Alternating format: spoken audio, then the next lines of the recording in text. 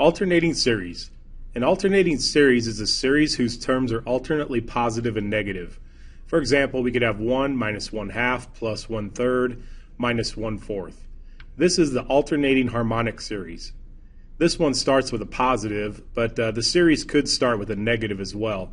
This is also the alternating harmonic series. In general, just knowing that the limit as n approaches infinity of a sub n equals 0 tells us very little about the convergence of the series. However, it turns out that an alternating series must converge if its terms consistently shrink in size and approach 0. Alternating series test. If a sub n is greater than 0, in other words, if all the terms are positive, then an alternating series, either one of these, converges if both of the following conditions are satisfied. First of all, the limit as n approaches infinity of a sub n is equal to 0, and this is the nth term test. Second, the sequence is a decreasing sequence, that is, the a sub n plus 1 is less than the a sub n for all n. In other words, the next term is smaller than the term before it. Note, this does not say that if the limit as n approaches infinity of a sub n does not equal 0, the series diverges by the alternating series test. The alternating series test can only be used to prove convergence.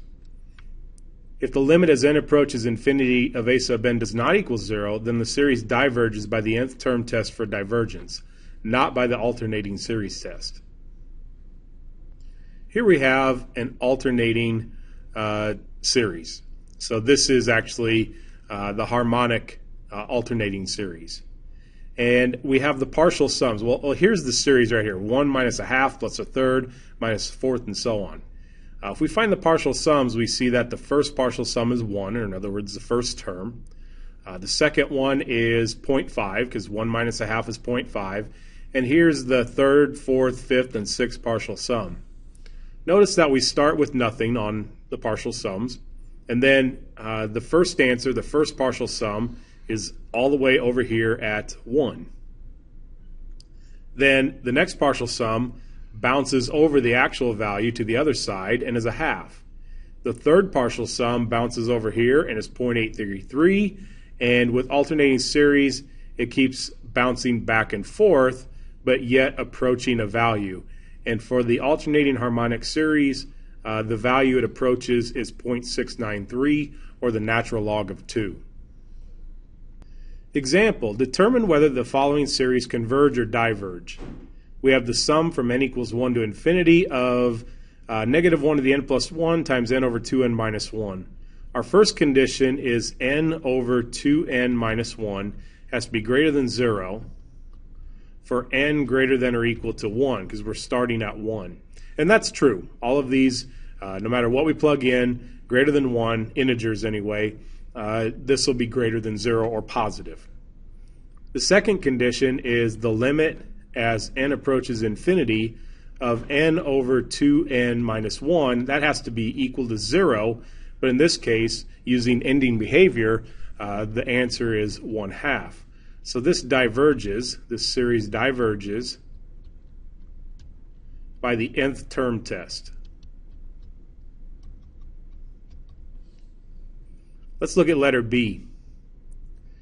We have a sub n, which is equal to n over the natural log of 2n, is going to be greater than 0 for n greater than or equal to 1. So all of these values are going to be positive. N is going to be positive, and natural log of something bigger than 1 is going to be positive as well. The limit as n approaches infinity of n over natural log of 2n, that is equal to infinity over infinity. So we're going to be able to use L'Hopital's rule. L'Hopital's rule, we have limit as n approaches infinity of 1 over 2n and then times 2, which is equal to the limit as n approaches infinity of, let's see, the 2's cancel, multiply the top and bottom by n. Those are going to cancel, and we get n, which is infinity. So this diverges not by the alternating series test, but by the nth term test. On letter C, it's not very apparent that this is actually an alternating series, so let's write out all the terms. Let's plug 1 in.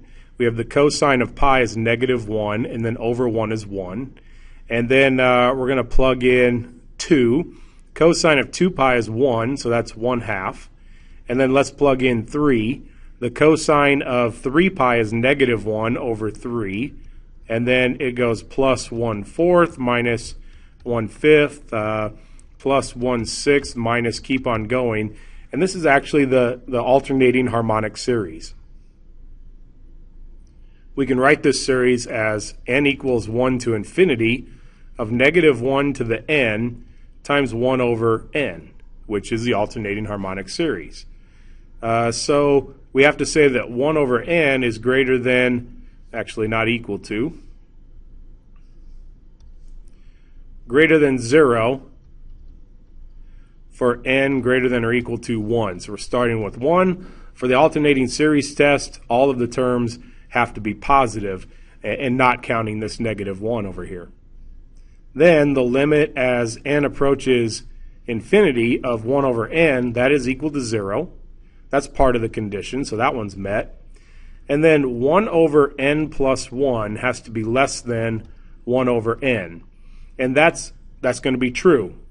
If you have a bigger denominator, you have a smaller value. So this value for any value of n is going to be smaller than this value over here. This series converges by the alternating series test.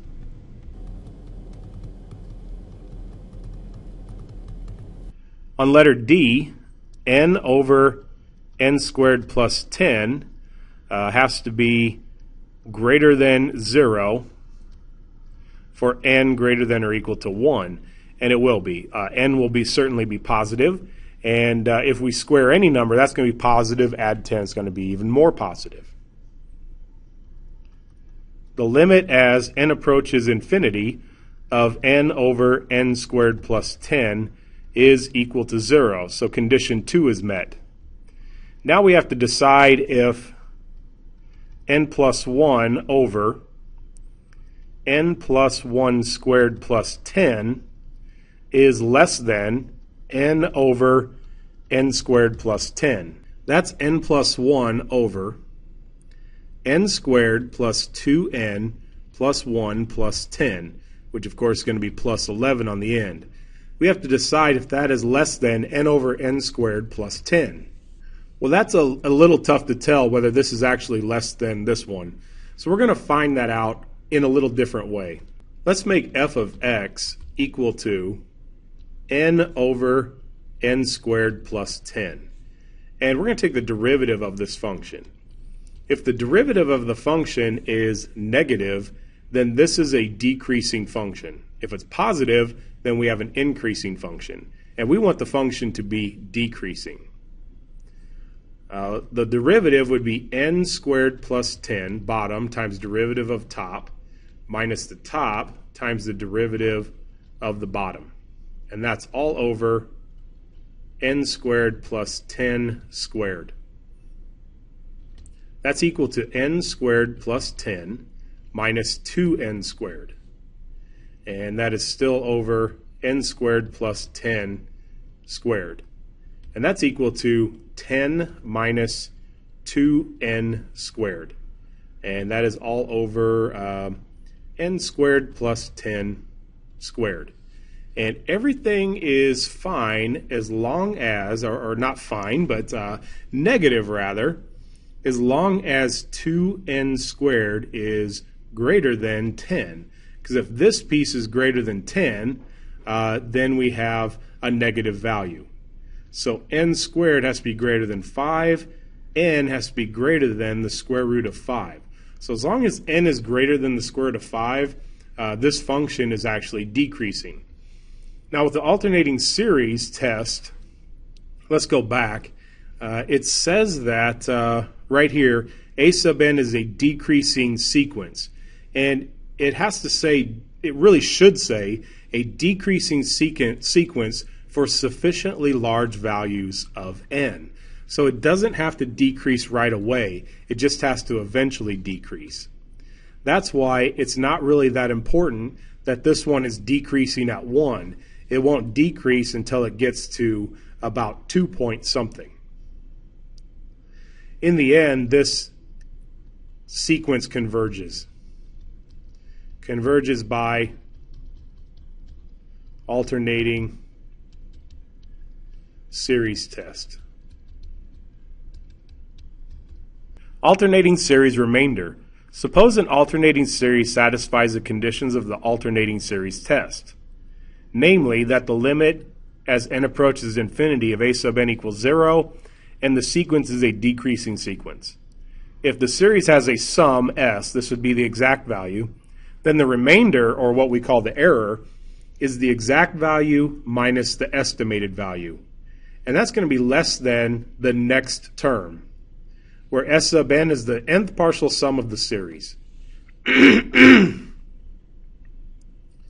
So let's say we know the exact value. Let's say the exact value of the sum was 3, and we estimated the exact value as 2.5.